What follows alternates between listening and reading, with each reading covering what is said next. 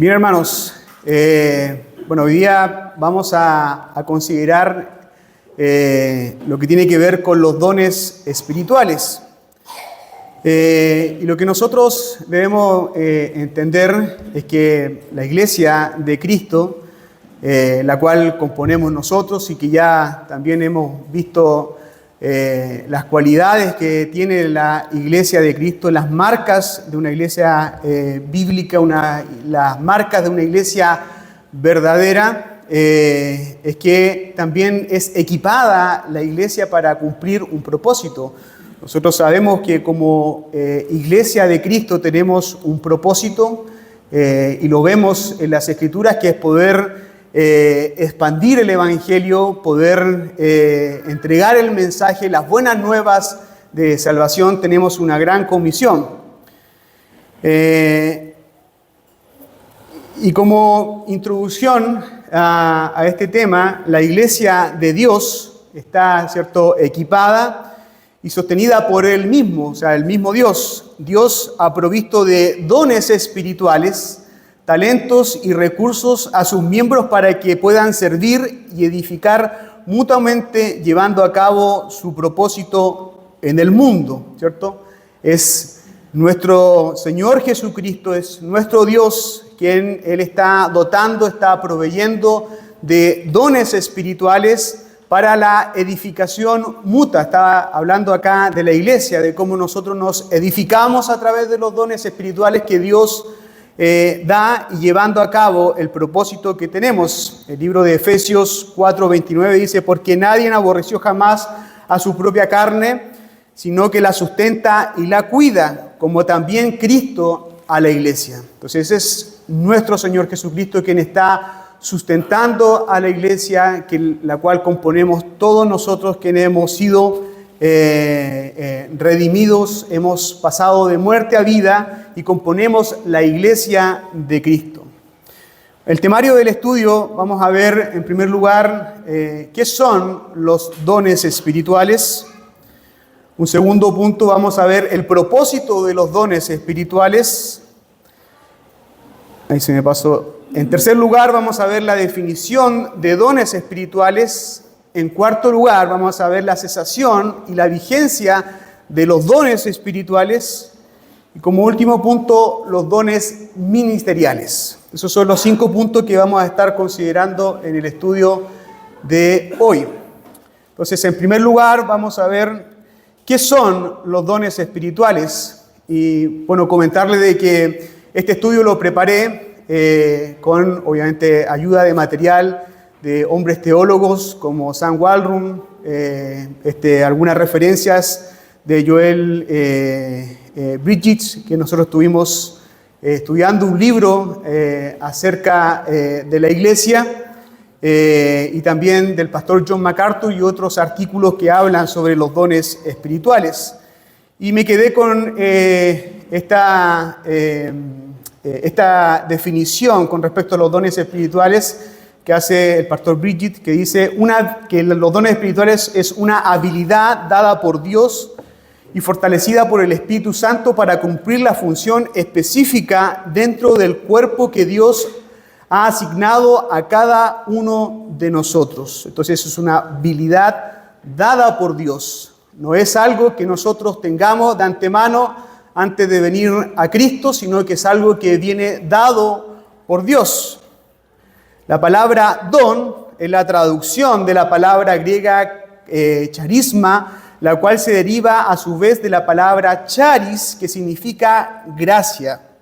Así como la gracia de Dios es un favor inmerecido que Él otorga soberanamente, así también son los dones espirituales. Entonces, no son habilidades innatas que alguien tenga, ni se obtenga por el esfuerzo que uno pueda obtener, sino que Dios otorga gratuitamente, soberanamente, lo mismo que la salvación, ¿cierto? La salvación nosotros creemos que es un don de Dios, ¿cierto? La fe es un don de Dios que nosotros creemos, ¿cierto? Lo que señala el libro de Efesios: por gracia sois salvos mediante la fe, y esto no es de vosotros, sino es un don de Dios, ¿cierto? La fe es un don de Dios que nosotros creemos, es un regalo de Dios y por lo tanto la salvación es un don de Dios.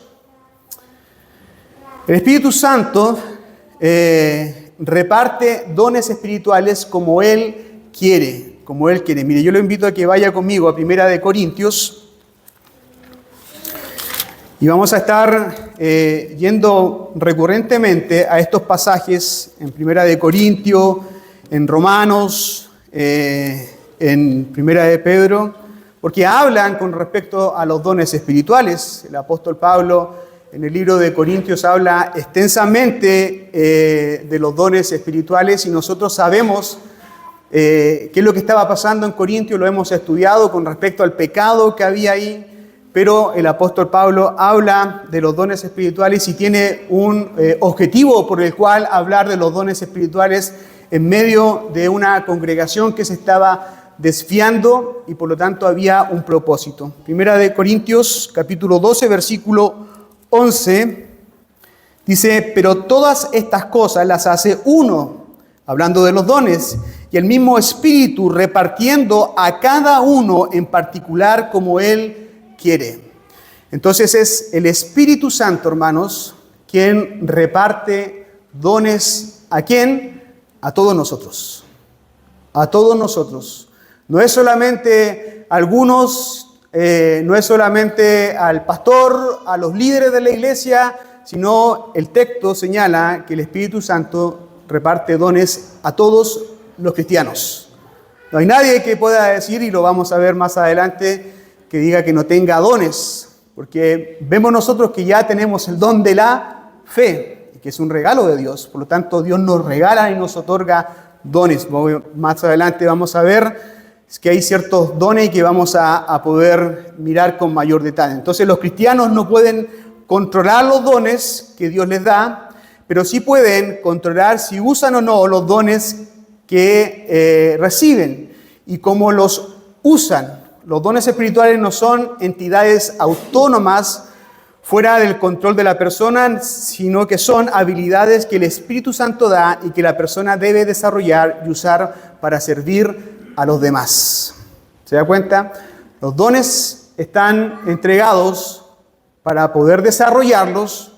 En cada uno de nosotros vamos a ver que hay dones diferentes que Dios entrega en función de cómo servimos a Dios, pero es para poder servir a la iglesia, es para poder servir a los demás. No es algo que yo tengo yo solamente y no lo comparto, sino que es para poder servir a los demás. El propósito de los dones espirituales es promover el bien común del cuerpo de Cristo, edificar a la iglesia y prepararnos para toda misión que debemos cumplir como iglesia en Cristo. Efesios 4, 12 y 13 dice, perfeccionar a los santos para la obra del ministerio, escuche bien, para la obra del ministerio, para la edificación del cuerpo de Cristo, hasta que todos lleguemos a la unidad de la fe y del conocimiento del Hijo de Dios, a un varón perfecto, a la medida de la estatura de la plenitud de Cristo. Entonces, ¿para qué nosotros tenemos dones? Es para poder perfeccionar a los santos para la obra del ministerio, para la edificación del cuerpo de Cristo.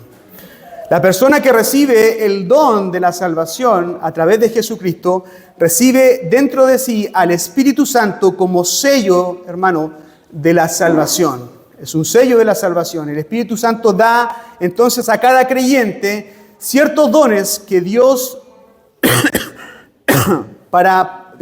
entrega para poder hacer cumplir la obra del mismo, o sea, del mismo Dios. Dios entrega dones, entrega estos inmerecidos de parte de Dios para poder cumplir un propósito. No los entrega solamente porque a alguien le parece bien o porque alguien está haciendo mejor las cosas, sino que Dios entrega dones con un propósito en particular, hermanos. Y cada uno de nosotros debemos desarrollar esos dones para el bien común, para la obra del ministerio, para la edificación del cuerpo. Las Escrituras contienen varios pasajes sobre los dones espirituales. No los vamos a leer todos, como les decía, porque son bastante extensos. En 1 Corintios, del 12, casi todo el capítulo del 1 al 31 habla de los dones espirituales. 1 Corintios 14, del 1 al 33, también habla de los dones espirituales. Romanos 12, del 1 al 8, también habla de los dones. Efesios 4, del 1 al 13, Hebreos 2, del 3 al 4, y 1 Pedro del 4, del 10 al 11. Entonces, son textos que nosotros encontramos que las Escrituras hablan de los dones espirituales. Y yo me quiero detener acá un poco porque muchas veces nosotros vemos, en general, todavía no voy al detalle, pero en general en las iglesias que hay ciertos sectores en donde exageran los dones espirituales, ¿cierto? Quizás muchos de ustedes vienen de lugares del pentecostalismo en donde hay una exageración con respecto a los dones espirituales, pero tampoco nosotros nos quedamos ajenos y no pasamos por estos pasajes de las Escrituras porque están acá para poder estudiarlos. No podemos tampoco cegarnos y nosotros ocultar, porque hay muchos que quizás por el hecho de ser quizás más conservadores no hablan con respecto a los dones espirituales, pero las Escrituras hablan y nosotros tenemos que hablar lo que la palabra de Dios señala en las Escrituras. Entonces vemos en estos pasajes que se habla con respecto a los dones espirituales. Y me quiero centrar en Romanos, y quiero que usted vaya conmigo a Romanos 12. Después, si usted quiere, puede leer los otros textos que están acá, puede tomar apunte o después los vamos a compartir.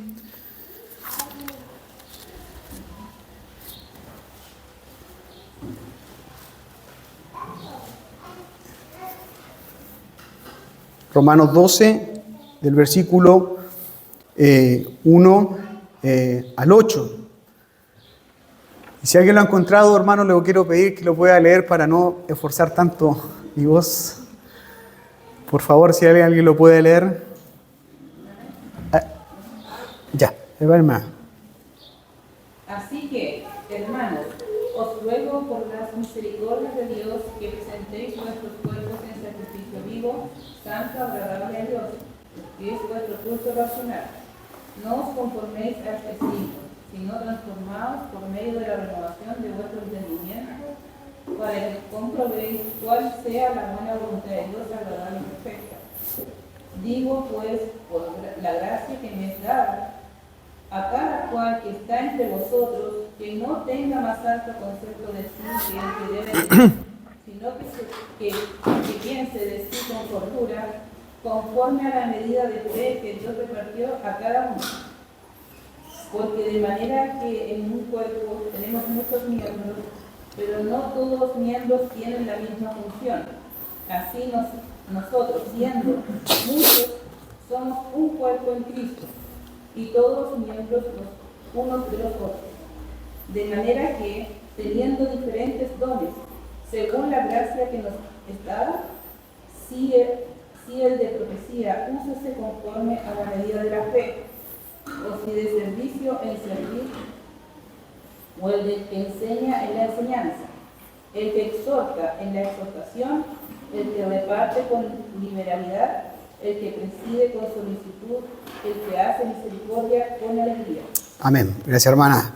Entonces acá tenemos un texto en el libro de Romanos que habla sobre ya la diversificación de dones que hay en la iglesia. Y obviamente esto está complementado con los otros textos que tenemos ahí. Entonces, no importa cuál sea el don que nosotros tengamos acá, se señalan diferentes dones, no importa el don, su propósito, nuevamente hermanos, es poder edificar y madurar a la iglesia y glorificar a Dios a través del servicio a otros. Ese es el propósito de los dones. En las Escrituras nosotros no encontramos un listado completo de dones. lo que nosotros vemos, pero el Señor tiene una variedad inconmensurable de los mismos. Por ejemplo, Cristo habla, y Pablo también, dicen que la soltería o la continencia es un don de la gracia, ¿cierto? Muchas veces no hablamos de ese don, pero nuestro Señor Jesucristo habló en el libro de Mateo y el apóstol Pablo también habló con respecto al don de continencia. Entonces, hay muchos dones. Si bien es cierto, no encontramos nosotros un listado en las Escrituras o en algún libro en particular, encontramos todos los dones. Obviamente nuestro Señor tiene muchos dones por poder entregar. El apóstol Pablo da un listado de 9 dones en la carta a los Corintios, pero esta no es una lista exhaustiva, sino que es complementada con otros pasajes como el que leíamos nosotros en el libro de Romanos.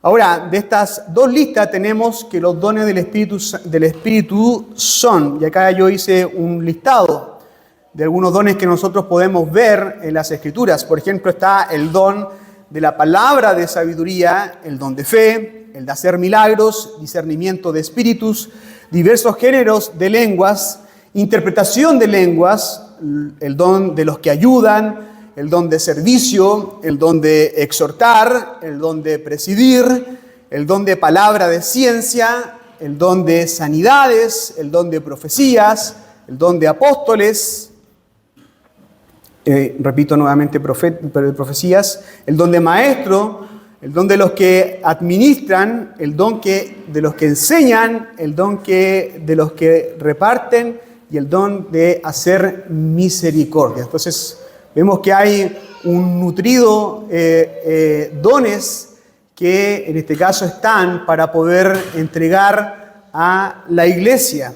con el propósito de poder edificarse a través de estos dones. Veamos hermanos, algunas definiciones con respecto a ciertos dones que nosotros vemos en las Escrituras. No tengo todas las definiciones porque si no iba a ser bastante extenso este estudio, pero encontré propicio poder señalar algunos. Por ejemplo, el don de profecía.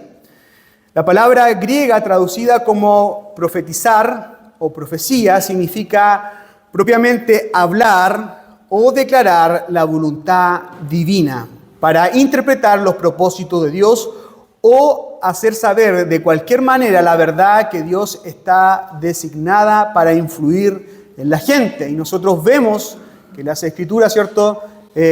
Los profetas, como hablaron de parte de Dios, ¿cierto? Y en el Nuevo Testamento hablaron también de parte de Dios el mensaje que Dios quería entregar. De hecho, a los profetas se les señala que son la boca de Dios, porque los fueron utilizados para poder entregar el mensaje de Dios.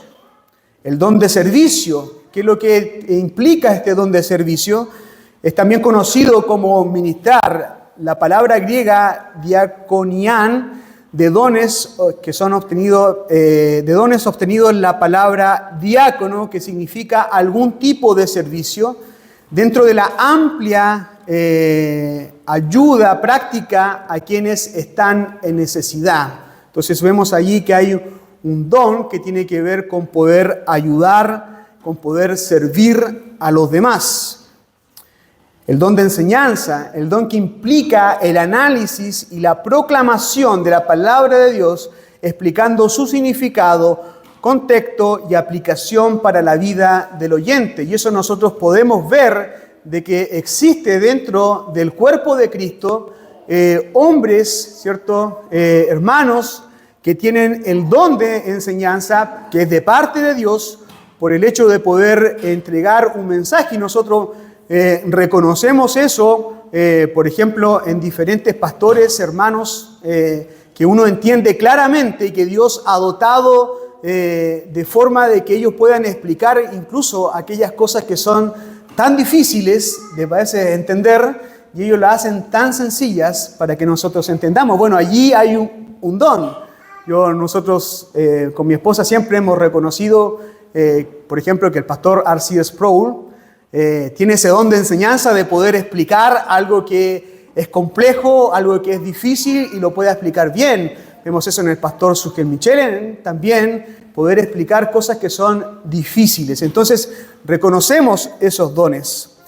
¿Qué otro don? El don de aliento, también llamado de exhortación, es un don que es evidente en aquellos que conscientemente llaman a otros para atenderlos y darle seguimiento en la verdad de Dios. Hermanos, ¿cierto?, que se disponen a poder estar alentando en circunstancias difíciles, en momentos complejos, allí trabajan esos dones por poder estar alentando, por poder estar teniendo una llamada por teléfono, por escribir de repente algún mensaje que nosotros alienta muchas veces a las personas que están pasando dificultad, y hemos sido bendecidos por eso, ¿no?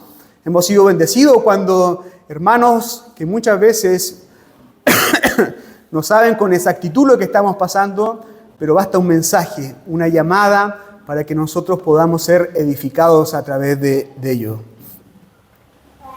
El don de dadivosidad. Quienes tienen este don son aquellos que gustosamente comparten lo que poseen con los demás, ya sea en lo financiero, material, ofreciendo su atención y tiempo personal. O sea, son dadivosos no tan solo con recursos económicos, sino también con su tiempo.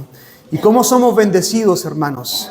¿Cómo somos bendecidos por hombres y mujeres que Dios le ha entregado el don de dadivosidad para poder entregarse en función de lo demás? Recuerde usted que el propósito de los dones, ¿cuál es?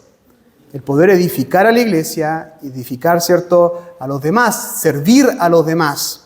Entonces somos bendecidos al poder tener hermanos que tienen este don de poder entregarse por los demás, de poder disponer de sus recursos, ¿cierto? Nosotros vemos en las Escrituras de hombres que dispusieron sus recursos para la extensión del reino de Dios. Y vemos hoy en día que también existen hombres y mujeres que disponen de sus recursos. Hermanos, esta construcción se pudo llevar a cabo por un hermano que dadivosamente entregó recursos de mucha suma para poder edificarse. ¿Cómo no estar agradecido por eso? Es parte del don de Dios que entrega a la iglesia, y debemos reconocer esos dones que Dios entrega. El don de misericordia, íntimamente ligado con el don de la exhortación. El don de la misericordia es evidente en aquellos que muestran compasión por los que están en desgracia, mostrando empatía, sensibilidad con el deseo y los recursos para aliviar su sufrimiento de manera gozosa y bondadosa. Entonces, vemos allí cómo también actúa este don de misericordia, de poder estar sensible, de poder ser empático con los demás, ¿cierto? Muchas veces vemos que algún hermano está pasando una situación, bueno, yo me coloco en el lugar de otro hermano, para poder ser empático, para poder, de qué manera poder colaborar, de qué manera poder yo ayudarle en ese momento de desgracia. Y hemos sentido eso. Yo lo he sentido en el último tiempo. Ustedes saben que mi madre fue diagnosticada de un cáncer, y la oración, y el llamado por teléfono, los mensajes, todas aquellas cosas son de bendición, son dones que Dios está entregando cuando estamos pasando dificultad para la edificación, para poder confortarnos los unos con los otros. El don de palabra de sabiduría, el hecho de que este don sea descrito como la palabra de sabiduría, indica que es uno de los dones del uso de la palabra. El don describe a alguien que puede entender y declarar verdades bíblicas, de tal manera que pueden hábilmente ser explicadas a las situaciones de la vida con todo discernimiento. Y vemos nosotros que tenemos en nuestro entorno, en nuestra congregación, hermanos que tienen este don de poder entregar palabras, ¿cierto? Muchas veces vemos cuando salimos a evangelizar que hay hermanos que tienen facilidades para poder entregar el mensaje de salvación. Hay hermanos que tienen habilidades dadas por Dios para poder entregar el mensaje a otro, para poder acercarse a otros. A veces puede ser de que a algunos les cueste más poder entregar el mensaje, poder acercarse, pero Dios ha otorgado a algunos hermanos y yo me maravillo cuando veo hermanos que con tanta facilidad pueden llegar a otro, pueden entablar una conversación y pueden entregar el mensaje de Dios, el mensaje de las buenas nuevas de salvación. ¿Qué otros dones nosotros vemos en las Escrituras? El don de sanidad. Aunque Dios aún sana en la actualidad, la habilidad del hombre para producir curaciones milagrosas perteneció a los apóstoles de la iglesia del primer siglo, con el fin de confirmar su mensaje que procedía, en este caso, de Dios. Vemos ese don milagroso y lo vamos a ver más en detalle, ¿cierto? De hombres como el apóstol Pedro, el apóstol Juan, nuestro propio Señor Jesucristo, ¿cierto? Quien hacían prodigios y milagros, Felipe hacía prodigios y milagros para confirmar el mensaje de Dios, para poder confirmar la palabra de Dios. Era algo que nosotros vemos que era a voluntad para poder entregar el mensaje. Vemos también de las Escrituras el don de poderes milagrosos, también conocido como el don de hacer milagros. Este es otro don de señal temporal que implicaba realizar eventos sobrenaturales que pudiesen ser atribuidos únicamente al poder de Dios. Este don fue manifiesto, y ya lo había dicho, en Pablo, Pedro, Esteban y Felipe y en otros, ¿cierto? Este don de poder hacer milagros. Y evidentemente aquí marcamos cierta diferencia con lo que ciertos sectores, sobre todo del pentecostalismo, creen con respecto a este don. Y sobre todo en iglesias carismáticas, por eso es que se le conocen a estas iglesias como carismáticas por el carisma, por la exaltación, por poder exagerar con respecto a los dones. La pregunta es, ¿cierto? Y lo que nosotros vemos hoy en día es si están operando estos dones, que lo vamos a ver más adelante. Pero cuando ocurrió la pandemia, nosotros vimos muchos en redes sociales que se levantaban para poder detener la pandemia, ¿cierto? Para poder mostrar allí una especie de poder, el cual evidentemente no tenían, y vemos cómo la pandemia avanzó y en este caso contagió casi a gran parte de nosotros. Y allí era la oportunidad para aquellos que decían tener este don de milagros, este don de sanidad, para haber sanado a los enfermos. Y vemos que eso no ocurrió. ¿Por qué? Porque estos dones de milagros fueron en particular para un tiempo en particular, porque Dios así lo quiso. El don de hablar en lenguas, el don es uno de los dones de señal temporales dado a la iglesia primitiva, o sea, la iglesia del primer siglo, para permitir que el evangelio pudiese ser predicado a través del mundo con todas las naciones y en todos los lenguajes conocidos. Ahí vemos nosotros en el libro de Hechos, ¿cierto? Cuando está el tiempo de Pentecostés, en el tiempo de Pentecostés, como allí empezaron a hablar en otras lenguas, otras personas comenzaron a entender el evangelio, medo, persa, ¿cierto? Que no hablaban el idioma que estaban predicando y entendieron el mensaje por el don de lenguas, ¿cierto? Porque ellos escuchaban, aquellos hombres en su lengua escuchaban el mensaje de Dios. Entonces, también temporal. Entonces, eso con respecto a las definiciones que nosotros vemos, no son todas, traté de poder condensar en honor al tiempo, pero son definiciones que uno encuentra y que obviamente en el estudio uno puede encontrar las demás definiciones con respecto a los dones. Veamos ahora el cuarto punto, que tiene que ver con la cesación y vigencia de los dones. Y vamos a ver qué quiere decir con cesación, ¿cierto? Esta palabra de los dones espirituales. Bueno, actualmente en la iglesia vemos posturas, ya algo había dicho anteriormente, con respecto a los dones espirituales extraordinarios o milagrosos, los cuales son el apostolado, ¿cierto? El apóstol, profecía, lenguas y milagros. Y la pregunta evidente que surge es, ¿continúan o no hoy en día estos dones? Muchas iglesias afirman que hablar en lenguas, profetizar, hacer sanidades y cosas similares continúan hoy de la misma manera que sus manifestaciones en el primer siglo. Vemos nosotros que hay congregaciones que señalan que para confirmar que una persona sea salva tiene que hablar en lenguas, ¿cierto? Hablan sobre el bautismo del Espíritu Santo. Y si esa persona no habla en lenguas, quizás probablemente aquí alguien ya pasó por eso. Si esa persona no habla lengua, no es un verdadero cristiano. Entonces, vemos nosotros la mala interpretación que hay con respecto a estos dones, con respecto a lo que el pentecostalismo inició y a lo largo del tiempo se ha ido cada vez derivando en muchas cosas que ya muchas de ellas caen en herejías.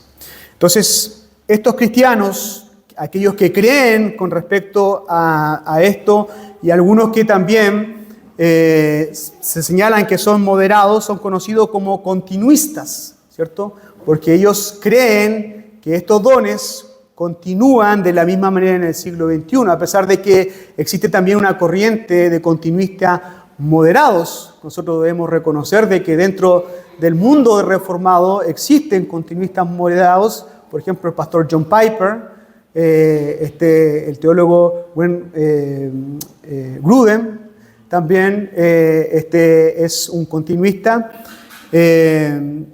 moderado, no continuista como lo vemos nosotros en el movimiento carismático, pero obviamente son moderados. Y por otro lado está la postura cesacionista. ¿Y qué dice esta postura? La postura cesacionista es, o en este caso, el cesacionista es un cristiano que cree que aunque los milagros todavía ocurren, Dios ha cesado de conceder a los individuos las habilidades milagrosas mencionadas en el Nuevo Testamento, es decir, lengua, profecía, sanidades, etc. Y esa es la postura que nosotros vemos y a la cual también nosotros adherimos, a la postura cesacionista.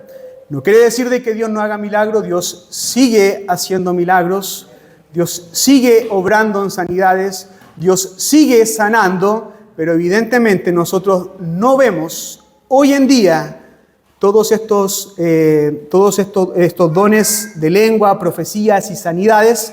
Nosotros no vemos que están operativos hoy en día. En este caso con personas que están siendo de alguna forma entregando estos dones, nosotros no lo vemos. El pastor y teólogo Sam Walrum, en su libro Continuará, hermanos, y quizá a lo mejor alguno ya ha leído este libro, hablando con respecto al cesacionismo, él dice, el cesacionismo es lo opuesto al continuismo y enseña que todos los dones milagrosos han cesado para la iglesia de hoy. Y cuando digo que defenderé una forma de cesacionismo, quiero decir que si bien los dones milagrosos han cesado para ser entregados hoy, no significa que Dios nunca obre en milagros o realice actos sobrenaturales en nuestro mundo hoy en día. Entonces el pastor Sam Walrum señala con respecto al cesacionismo de que estos dones milagrosos de profecía, hablar en lenguas, ¿cierto? Donde sanidades no están operativos hoy, pero sí obviamente Dios sigue siendo milagroso.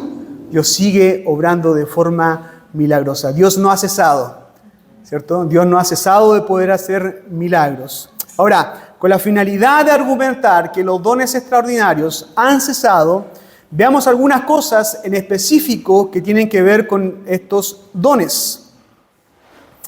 Por ejemplo, el don de apóstol. En las Escrituras nosotros vemos que los apóstoles debían tener ciertas cualidades. ¿Y cuáles son estas cualidades?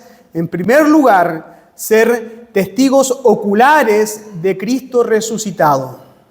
Testigos oculares de Cristo resucitado. Nosotros vemos, ¿cierto?, que el apóstol Pablo, ¿cierto?, que no fue uno de los 11, ¿cierto?, porque descontando a Judas, no fue uno de los 11 que estuvo con Cristo, y también, bueno, cuando fue el reemplazante de Judas, que fue Matías, ¿cierto?, que probablemente, y siguiendo esta línea de argumentos, fue quien estuvo presente en la resurrección de nuestro Señor Jesucristo. Fue parte de los más de 500, ¿cierto?, que vieron a nuestro Señor Jesucristo resucitado. Y el apóstol Pablo, ¿cierto?, también fue testigo ocular de la resurrección de nuestro Señor Jesucristo. Y ahí nosotros encontramos varios pasajes de las Escrituras señalando de que una de las cualidades que tenía que tener un apóstol era ser testigos ocular de Cristo resucitado. En segundo lugar, ser designado directamente por Cristo. O sea, hoy en día existen personas que se declaran apóstoles, pero evidentemente no son apóstoles, porque no son designados por Dios, no han visto a Cristo resucitado.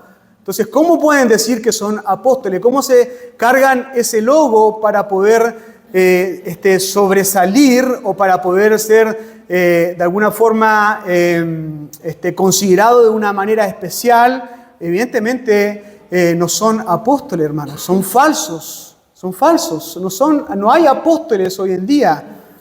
En tercer lugar, que podían confirmar su misión mediante señales milagrosas. Y nosotros vemos, ¿cierto?, que los apóstoles fueron quienes acompañado del mensaje, hicieron milagros, ¿cierto?, prodigios que nosotros vemos en las Escrituras. Entonces los apóstoles, como los profetas, fueron el fundamento de la iglesia, como lo señala el libro de Efesios. Y si el fundamento fue colocado, ¿cierto?, las personas que trabajan en la construcción, ¿cierto?, si hay un fundamento que ya está colocado, no hay otro fundamento que colocar. Y las Escrituras señalan de manera clara de que los apóstoles y los profetas fueron el fundamento de la iglesia. Por lo tanto, no hay otro fundamento. Y es por eso que nosotros sostenemos de que no hay apóstoles hoy en día. No hay apóstoles ni profetas. De aquí que Pablo afirma que él es el último testigo ocular de la resurrección de Cristo y por lo tanto el último apóstol designado, y lo que vemos allí en 1 Corintios 15, del 5 al 9, cuando él dice de que él es el último como un abortivo, ¿cierto? Él es el último apóstol de la iglesia. No hay más, hermanos. No hay más. Si alguien quiere levantarse como apóstol, tendría que cumplir estas cualidades. Y ya no podría cumplirla porque nuestro Señor Jesucristo ya ha ascendido, de manera de él resucitado, ya ha ascendido a los cielos. Ascendido a los cielos. Entonces ya este don cesó en cuanto a los apóstoles. Con respecto a la profecía, bueno, un profeta era alguien que hablaba por Dios bíblicamente. Ya lo había dicho al principio, ¿cierto? Un profeta era reconocido como la voz de Dios. El mensaje de un profeta nunca debía contradecirse, ¿cierto? En las Escrituras, y siempre debía cumplirse. Nosotros vemos en las Escrituras, sobre todo en el libro de Deuteronomio, que estamos leyendo en el texto, en los textos dominicales que leemos de forma congregacional. Vemos allí que hay indicaciones para que si se levanta un profeta debía cumplirse lo que él decía. O sea, era un distintivo de un profeta que se cumpliese lo que él decía. Y si el mensaje de un profeta no se cumplía, debía morir. Así de simple. Si el mensaje de aquel profeta, y nosotros vemos en Jeremías, con respecto a algunos que se levantaban con profeta y sus profecías no se cumplían. Al igual que los apóstoles, los profetas fueron fundamentales para el comienzo de la iglesia. Una vez establecido nuevamente este argumento, la iglesia, la necesidad de revelación, autoritativa pasó de los apóstoles y profetas a las Escrituras. Las Escrituras, la palabra de Dios, el canon completado aquí en las Escrituras es nuestra profeta mayor. Nuestra profeta mayor, el apóstol Pedro dice en 2 de Pedro 1:19, tenemos también la palabra profética más segura, que es las Escrituras, hermanos. Esta es la mayor profeta, dice, a la cual hacéis bien en estar atentos como a una antorcha que alumbra el lugar oscuro. Es la profeta mayor. No necesitamos más revelación porque todo ya está contenido en la palabra de Dios. Usted sabe, hermano, de cuánto tiempo tomó poder reunir este libro. ¿Sabe o no? ¿Cuánto tiempo duró en poder reunir? ¿Cuánto? 1500 años, hermanos. 1500 años tomó poder tomar, ¿cierto?, los textos y poder reunirlos. Y nosotros no vemos ninguna contradicción en la palabra de Dios. Y la palabra de Dios es toda suficiente. Hermanos, si nosotros podemos pasar cualquier cosa o algo nos puede ocurrir en nuestra vida con respecto a alguna experiencia que usted pueda tener en su vida espiritual, para poder comprobar si es que eso es correcto, tiene que pasar por esto, para comprobar si es que eso es bíblico o no es bíblico, porque esto es la profeta que tenemos nosotros, y porque también hay profecías aquí que todavía no se cumplen. El libro de Apocalipsis, ¿cierto?, es una profecía que aún no se cumple en su totalidad. Por lo tanto, nosotros sostenemos de que las profecías o el don profético ha cesado. Con respecto a las lenguas, la única mención en cuanto a las lenguas en el Nuevo Testamento está en el libro de Hechos y en Primera de Corintios. En cada uno de estos ejemplos que nosotros vemos, las lenguas son simplemente definidas como el lenguaje humano normales que son hablados sin que el hablante haya aprendido el lenguaje. Aunque si algunos tratan de argumentar con respecto a Primera de Corintios, capítulo 14, hablan de un don de lenguas, un de lenguaje no humano, todos se refieren a la interpretación, lo cual argumenta fuertemente que estos serían lenguajes humanos que podían ser interpretados. O sea, hay muchos que hacen diferenciación con respecto a lo que sucedió en el libro de Hechos, ¿cierto? Cuando efectivamente se hablaron otras lenguas, otros idiomas, ¿cierto? Dios desató en ese momento particular en Pentecostés para que hombres, ¿cierto?, pudiesen entender, para que pudiesen hablar en otras lenguas y pudiese el mensaje de Dios, porque recuerde usted bien que el objetivo de esa lengua, ¿cuál era? En el libro de Hechos, que el mensaje de Dios se pudiese expandir, que el mensaje de salvación, la buena nueva de salvación, comenzase a expandirse por la tierra, hermanos. No es algo en sí mismo que Dios entregó esos dones, ¿cierto?, solamente ahí sin ningún propósito, sino que los entregó con un propósito. Y ese propósito nosotros lo vemos en las Escrituras, pero algunos hacen una diferenciación con respecto al libro de Hechos y con respecto a Corintios, ¿cierto?, donde señala de que se habla en lenguas angelicales, pero todos se refieren a una interpretación. El apóstol Pablo, cuando está hablando en Corintios, ¿cierto?, sabemos la situación, por eso es importante colocar en contexto las cosas, porque allí había una situación de abuso de muchas cosas. Recuerda usted lo que estaba pasando con la cena del Señor, los pecados inmorales que habían allí y también el abuso que había con respecto a los dones. Por lo tanto, el apóstol Pablo está colocando orden con respecto a los dones, y si alguno hablaba en lengua, ¿cierto?, debía tener un intérprete. Y si no había intérprete, entonces no hablase. Entonces era importante poder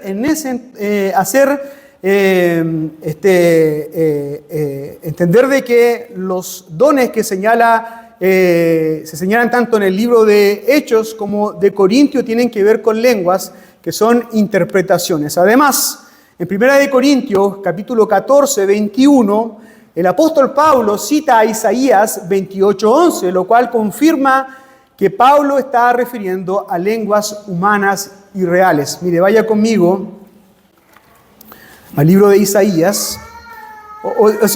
Leamos 1 Corintios 14, 21.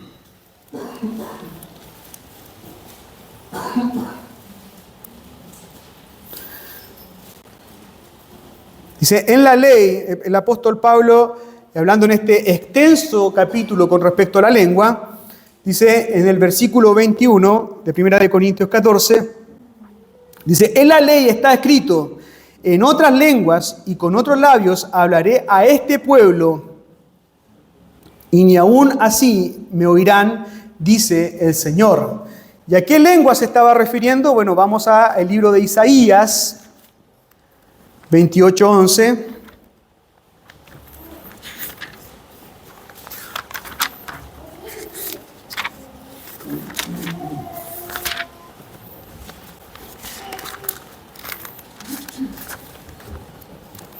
Isaías 28:11.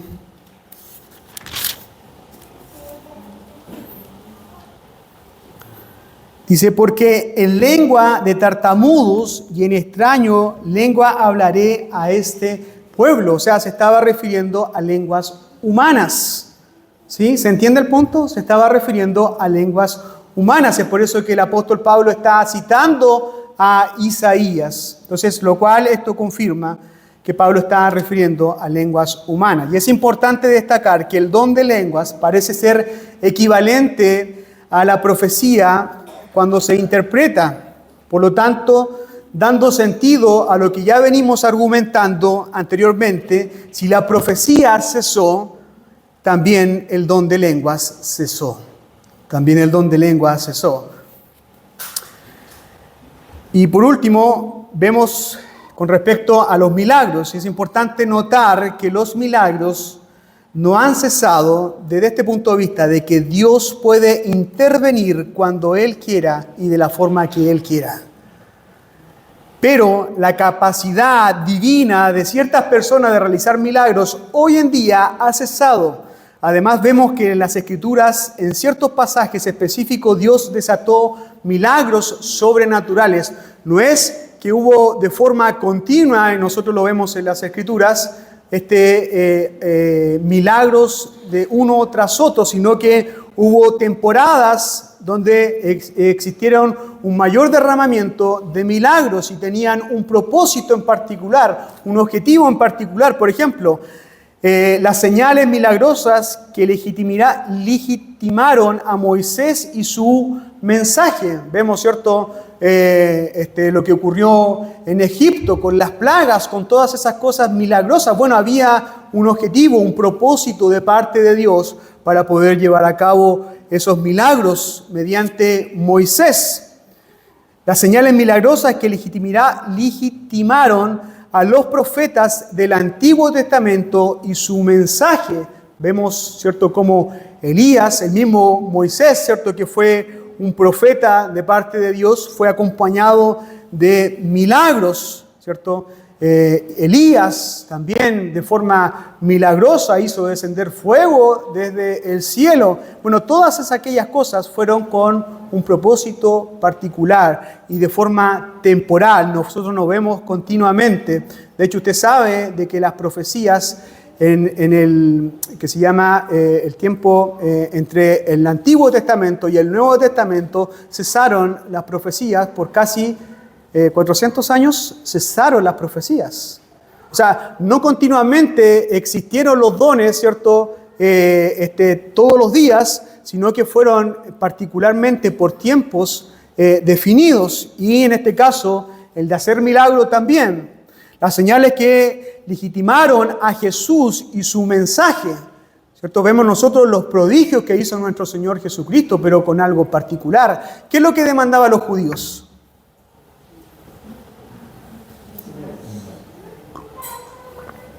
Demandaban señales, ¿cierto? prodigios y señales para poder confirmar. Y bueno, nuestro Señor Jesucristo hizo tremendos milagros. Bueno, Él es Dios, ¿cierto? Nuestro Señor Jesucristo, como resucitar a Lázaro, ¿cierto? Caminar sobre las aguas. Bueno, todas aquellas cosas fueron con un propósito particular. Y las señales milagrosas que legitimaron a los apóstoles y su mensaje. Y vemos nosotros, y ya lo habíamos dicho, como el apóstol Pedro, el apóstol Pablo, Felipe, Esteban fueron acompañados con milagros para poder confirmar el mensaje. Porque ellos debían, recuerda usted que cuando se le da la gran comisión, ¿cierto? Y me seréis testigo en toda Judea, en toda Samaria, ¿cierto? Bueno, ellos estaban todavía dentro del territorio de judío, por lo tanto se requería señales para poder acompañar y la Escritura así lo señala. Lucas lo registra así en el libro de los Hechos y dice que todas aquellas cosas acompañaron el mensaje de Dios, el mensaje entregado por los apóstoles. Entonces, con respecto al cesacionismo, sostenemos que Dios sigue haciendo milagros hoy en día, como por ejemplo sanidades físicas, hermanos, en personas que estaban enfermas y que incluso los médicos no pueden explicar tal sanidad. No es de extrañar que cuando un cristiano o la iglesia, hermano, y esto escuche bien, o la iglesia se une en oración, suceden cosas maravillosas, maravillosas. Efesios 5:15 dice, y la oración de fe salvará al enfermo, y el Señor lo levantará, y si hubiere cometido pecado, le serán perdonados. Evidentemente, los dones de sanidad y milagros cesaron, pero Dios sigue haciendo milagros hoy en día, sanidades. Y hay muchos testimonios de hermanos de forma genuina, de hermanos piadosos que han sido enfermos por alguna enfermedad de cáncer o alguna otra cosa y han sido sanados a través de la oración. Por eso es que la oración congregacional, lo que nosotros hacemos los días domingos, lo que hacemos los días jueves, tiene importancia para nosotros y nosotros debemos reconocer esa importancia, hermanos. Debemos reconocer esa importancia que tiene la oración de poder mover, ¿cierto?, el brazo de Dios, ¿cierto?, para que sucedan milagros hoy en día. Creemos en los milagros, hermanos. Creemos en los milagros. Creemos en el Dios de los milagros. Pero la fe por sí misma no hace el milagro. La oración por sí misma no hace el milagro. Quien hace el milagro es Dios. ¿Se entiende? Si la fe en sí misma no hace el milagro, hermanos. Es la fe puesta en Dios y el Dios que hace el milagro. Por eso es que obviamente nos oponemos a todas estas cosas que hay en otras iglesias carismáticas, que el poder decretar, poder declarar, ¿cierto? Porque no hay ningún poder en mi boca. Ningún poder. El poder lo tiene Dios. El poder lo tiene Dios. Y si Dios, ¿cierto?, como lo leíamos, leía la hermana Andrea en Romanos 12, ¿cierto?, que era el texto que ocupábamos al principio, ¿cierto? Es la buena voluntad de Dios, ¿cierto?, que es buena, agradable y perfecta. Y si Dios no quiere sanar a alguien, está dentro de sus atributos, está dentro de lo que Él es como soberano. Si Dios es soberano, hermanos, Dios es soberano y Él hace conforme a lo que Él quiere, a lo que Él quiere. Y si Dios quiere traer sanidad a una vida, lo va a hacer, no depende de usted ni de mí. Hermanos, ¿cómo quisiéramos que nuestros familiares, quizás están enfermos con una enfermedad terminal, puedan ser sanos? Bueno, si estuvieran nosotros, evidentemente nosotros sanaríamos, ¿cierto? Provocaríamos la sanidad, pero no depende de nosotros. Depende únicamente de Dios, de un pueblo que se reúne a orar fervientemente para que Dios, a través de su misericordia, pueda sanar, hermanos. Y qué glorioso es escuchar testimonio de sanidad, porque vemos cómo Dios obra milagrosamente en la vida de las personas. Como quinto punto, tiene que ver con los dones espirituales. Voy a ir más rápido. El pastor me está mirando. Voy más rápido. Con respecto a los dones ministeriales, dice, dado los argumentos que hemos visto con respecto al cese de los dones extraordinarios, es necesario mirar ahora los dones ministeriales. ¿Y cuáles son estos dones? Bueno, Efesios 4, 11 y 12 dice, y él mismo constituyó a unos apóstoles, a otros profetas, a otros evangelistas, a otros pastores y maestros, a fin de perfeccionar a los santos para la obra del ministerio, para la edificación del cuerpo de Cristo. Mientras nuestro Señor Jesucristo no venga, hermanos, no venga, su iglesia debe seguir edificándose por los dones que Dios entrega a través de hombres que cumplen la función de evangelistas, pastores y maestros, y además también de los otros dones que ya nosotros vimos, pero en particular con respecto a los dones ministeriales. Estos dones ministeriales tienen que ver con el don de evangelista. Bueno, un evangelista es alguien que anuncia las buenas nuevas. En otras palabras, un predicador del evangelio o un misionero.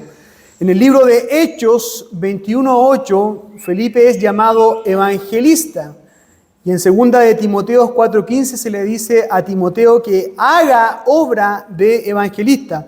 A pesar de encontrar pocas referencias asociadas al evangelista en las Escrituras, debemos notar que es un ministerio vital, amplio y de largo alcance que tiene que ver con los evangelistas.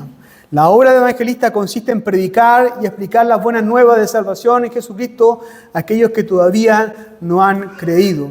Y nosotros vemos la obra y el don de evangelista de hermanos que salen a las misiones, a predicar el evangelio, no siendo pastores, no siendo ellos teniendo el don de pastor o de anciano.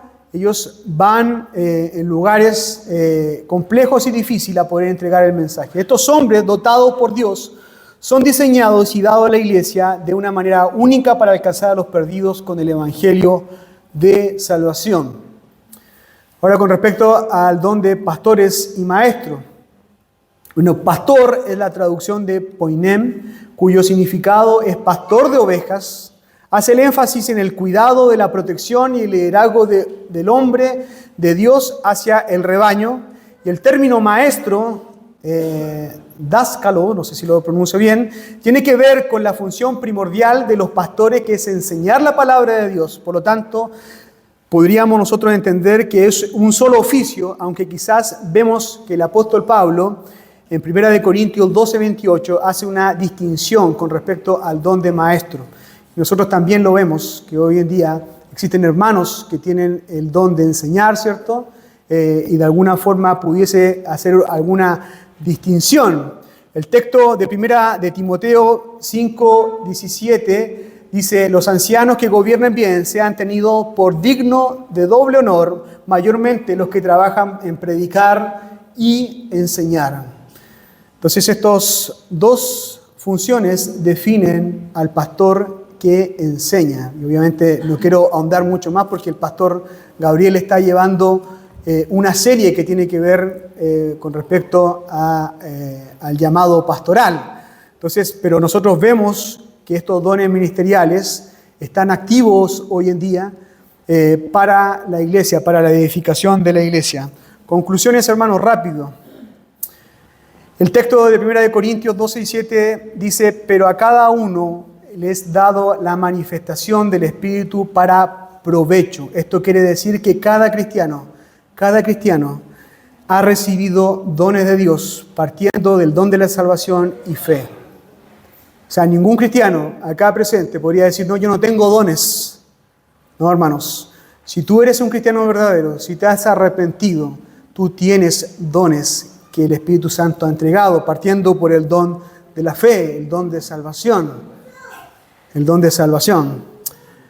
No importa cuál sea el don, su propósito es edificar y madurar a la iglesia y glorificar a Dios al servicio de otros.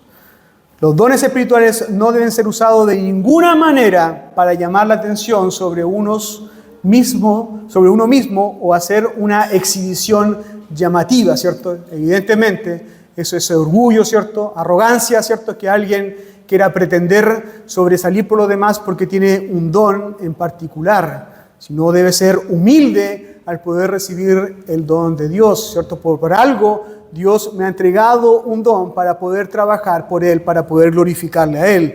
Los dones que Dios nos da a través de su Espíritu deben ser usados para su gloria, y la manera más excelente es hacerlo con amor. El apóstol Pablo dice, si no tengo amor, ¿cierto? ¿Qué dice? Exacto. Entonces es importante que si nosotros tenemos dones espirituales, lo hagamos con la excelencia del amor, hermanos. ¿Cierto? Dios es amor, ¿cierto? Y nos llama a poder amar a Dios, ¿cierto? Con todo nuestro corazón, con toda nuestra mente, con toda nuestra alma, y también, ¿cierto?, amar a nuestro prójimo. Y en último lugar, debemos cuidar y desarrollar los dones que Dios nos ha dado y avivar cada don espiritual y ponerlos en buen uso para su gloria. Amén. Oremos, hermanos.